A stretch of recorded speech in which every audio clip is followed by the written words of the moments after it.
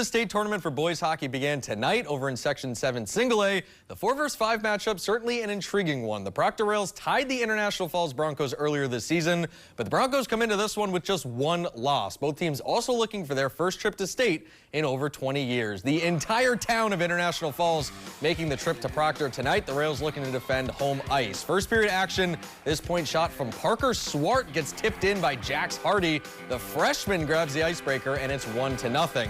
Now to a Rails power play. It's the big hoss Brecken Ross letting a seeing eye shot go. Somehow Wynn Giswald getting a stick on it. Bang bang plays, and all of a sudden it's 2-0 for Proctor. They say that's the worst lead in hockey, but not with Ashton Lee in net. The sophomore making a ton of clutch saves tonight, including on a shorthanded breakaway in the second. Lee denies him with that big pad save. Now in the third period on another shorthanded breakaway, Lee was a brick wall tonight. He made all 36 saves as the Rails shut out the Broncos, a team averaging over 7 goals a game. They advance to the semifinals at Amsoil with a 2-0 win.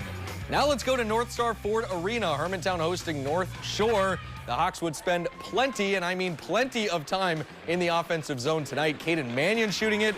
Bodie Medill finishing it off for the early score.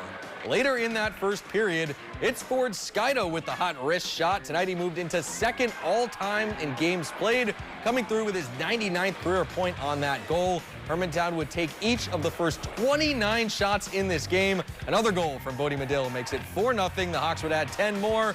14-0 the final over North Shore. The other two games in this bracket were also shutout victories for the top-seeded teams. The Hibbing Chisholm Blue Jackets also hitting 14 in a win over Ely, and the CEC Lumberjacks blanking Greenway tonight 6-0. All the future matchups for the semifinals over at Amsoil available right now on our website, northernnewsnow.com.